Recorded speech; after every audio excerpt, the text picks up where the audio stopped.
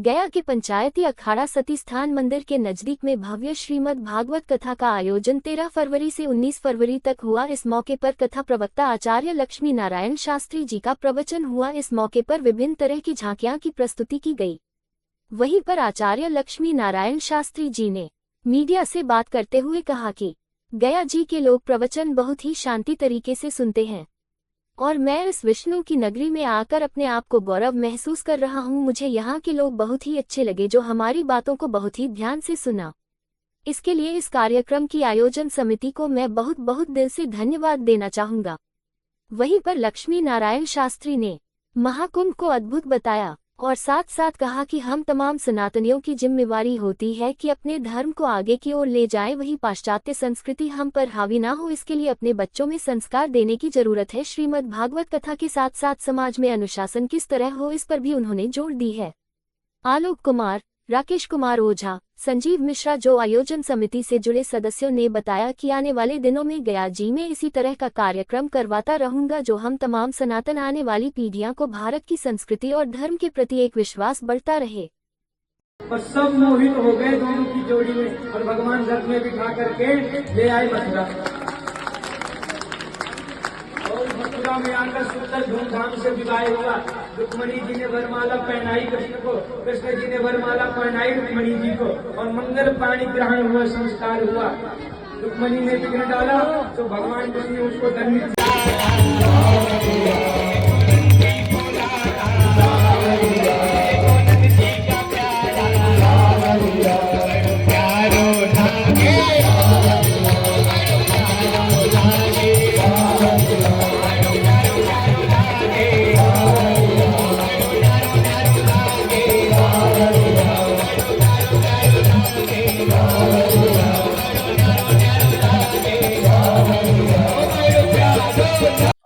बहुत अच्छा लगा। और गया के जो श्रोता हैं उनका तो कहना ही क्या, अद्भुत श्रोता हैं। हमने पहली बार अपने जीवन में ऐसी कथा की जिसमें हम 5-5 घंटे तक बैठ करके और प्रवचन कर रहे हैं, लेकिन यहाँ के श्रोता ऐसे हैं कि 5 घंटे कंटिन्यू बैठ करके कथा सुन रहे हैं। तो ऐसे श्रोता मिले, तो ऐसे श्रोताओं का मिलना भी बड़ा सौभाग्य है। हम तो अपना सौभाग्य मानते हैं कि गया की पावन नगरी में हमें कथा करने को मिली और ऐसे यहाँ श्रोता हमें मिले। तो यहाँ के लोगों का तो कहना ही क्या है, अद्भुत। सनातन के प्रति लगातार लोगों का दिलचस्पी इधर बढ़ रहा है। आप जैसे देख रहे होंगे महाकुंभ में जो आस्था का महापर्व कह सकते हैं, लोग की भीड़ जा रही है। लेकिन और भी इसको कैसे और बेहतर किया जाए सनातन एकता के लिए और सनातन धर्म के लिए। देखिए, जितने भी धार्मिक आयोजन हैं, जितने भी हमारे धर्माचार्य हैं या जितने कथावाचक हैं, इन सबका दायित्व है धर्म की रक्षा करना और लोगों को धर्म से जोड़ना। तो मैं तो यही कहूँगा कि वर्तमान की स्थिति जो है और वर्तमान में धर्म के प्रति लोगों की रुचि बढ़ रही है, ये बहुत अच्छी बात है। हमारे सनातन धर्म का कोई अंत है नहीं, ये तो आदि धर्म है। बाद में ये मजहब बन गए, बाद में और भी धर्म आ गए, पर आदि तो सनातन है ही है। तो एक प्रकार से देखा जाए तो सभी सनातनी ही हैं। पर वर्तमान की स्थिति में जो ये बट रहे हैं लोग, उसको लेकर के हमें सबको धर्म से जोड़ना है और ये दायित्व तो सभी का है। ये मेरा भी है और हर एक सनातनी का है, आपका भी है। अगर आप सनातनी हो तो, अगर अपने आप को सनातनी मानते हो तो हर व्यक्ति प्रयास करे कि जो भटके लोग हैं वो भी सनातन से जुड़ें, या पूर्व में जो भटके थे और सनातन को छोड़कर चले गए वो पुनः सनातन में लौट के आए। इसका प्रयास हर व्यक्ति को करना चाहिए। जो हिंदू सनातन धर्मावलंबी हैं वो हर व्यक्ति को करना चाहिए। केवल ऐसा नहीं है कि कथा करने वाले ही करें, संत ही करें, महात्मा ही करें, सबको करना चाहिए। लेकिन आजकल कुछ राजनीतिक पार्टियां और उनके मंत्री हो, नेता हो, सवाल उठा रहे हैं महाकुंभ पर। लोग कह रहे हैं कि महाकुंभ नहीं महामृत्यु है। अच्छा जी। और दुर्घटना तो होती रहती है जी, लेकिन इसको आप कैसे देखते हैं? देखिए, है क्या, जहां 50 करोड़ की जनसंख्या एकत्रित हो और वहां अगर ये छोटी सी घटना घटित तो हो जाती है तो इसको इतना बड़ा रूप तो देना नहीं चाहिए। फिर भी जो वहां पर रहे और जिनके साथ ये घटना घटित हुई, उन सब के प्रति हमारी बहुत संवेदना है। हम भी दुखित हैं उस घटना से और सबके लिए भगवान से प्रार्थना भी है। पर कुछ चीजें किसी जीव या किसी सरकार के वश में नहीं होती। दैविक आपदाएं हैं, किसी भी रूप में कहीं भी आ जाती हैं। कितनी ऐसी घटनाएं नहीं घटी पूर्व में भी कभी कुंभ हुए हैं, उनमें भी कई घटनाएं घटी हैं। उस समय सरकार किसी और की भी थी, पर उन्होंने तो उस समय कोई ऐसा एक्शन नहीं उठाया, उस समय ये बातें नहीं उठी।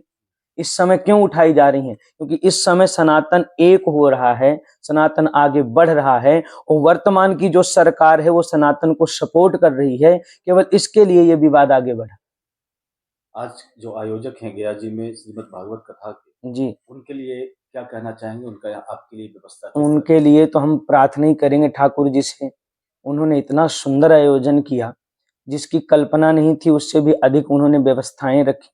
खूब अच्छा यहाँ पर वातावरण प्रस्तुत किया और सभी लोगों को जोड़ा, और सब लोग आए, कथा सुने। तो व्यवस्था में कहीं कोई कमी उनके द्वारा नहीं हुई। तो उनके लिए तो हम खाली ठाकुर जी से प्रार्थना ही करेंगे कि ऐसे धार्मिक आयोजन उनके हाथों से निरंतर होते रहें और निरंतर चलते रहें।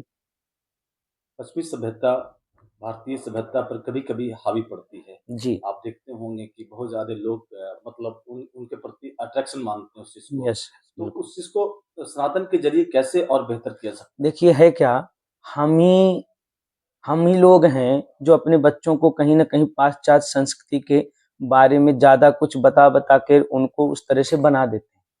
तो चाहिए कि हम लोग जग जाएँ, और हम जग जाएँगे तो हमारे बच्चे उस तरह से जगेंगे। तो ये दायित्व तो हर उस व्यक्ति का है जो सनातनी है, कि अपने धर्म के प्रति बालकों को, बच्चों को जगाए। अगर वो जगाएगा तो बालक उस क्षेत्र में, उस दिशा में जाएँगे नहीं। और देखो, संस्कृति हमारी ऐसी है कि हम लोग सर्वो भवन्तु सुखिनः सर्वे सन्तु निरामया की कामना करते हैं, और ऐसी संस्कृति केवल पूरे विश्व में एक ही है और कोई है भी नहीं। तो बस करना इतना है कि हम अपने बच्चों के अंदर संस्कारों को डालना आरंभ कर दें। धर्म को, धर्म की कथाएं, धर्म की लीलाएं, धर्म के बारे में बताना आरंभ कर दें। वो अपने आप जाग जाएंगे, वो अपने आप पाश्चात्य संस्कृति से नहीं जाएंगे, पाश्चात्य संस्कृति से अलग हो जाएंगे। और हमारे भारतवर्ष में पाश्चात्य संस्कृति का कोई मतलब ही नहीं है। यहाँ तो सत्य सनातन धर्म था और है और रहेगा। बस धर्म पे चलना है, और चलने के लिए हम सबको जगना पड़ेगा। धन्यवाद गुरु जी। श्री महाभागवत पुराण को जो कथा चल रही है, बहुत रोमांचित चल रही है। बहुत ही झांकियां निकल रही है। हमारे वृंदावन से जो हमारे गुरुजी आए हुए हैं, आचार्य लक्ष्मी नारायण शास्त्री जी, उनके मुखारबिंद से श्रोता कहाँ-कहाँ से आ रहे हैं? श्रोता हमारे गया वासी ही है। हमारे नजदीक के जो हैं नेगोदाम, झिलगंज, तुतवाड़ी, रामशीला, ये सब जगह से हमारे पास श्रोता लोग आ रहे हैं। श्रोताओं में कैसा उत्सुकता देखने को मिल रहा है? बहुत ही उत्साह है, बहुत ही उल्लासपूर्ण से ये सब देख रहे हैं और ज्ञान अर्जित कर रहे हैं। जी, अपना परिचय दीजिए। मेरा नाम आशुतोष कुमार वैद्य है। हमारे पिताजी का नाम श्री उमेश चंद्र वैद्य है। हम 3 भाई हैं। तीनों भाई मिलकर के इस कार्यक्रम को आयोजित किए हैं, और 13 से 19 फरवरी तक जो कार्यक्रम था, आज लास्ट दिन है, पूर्णाहुति है। कल हवन होगा और कल ही भंडारा है। सभी लोग आकर के उस भंडारे में प्रसाद ग्रहण करें।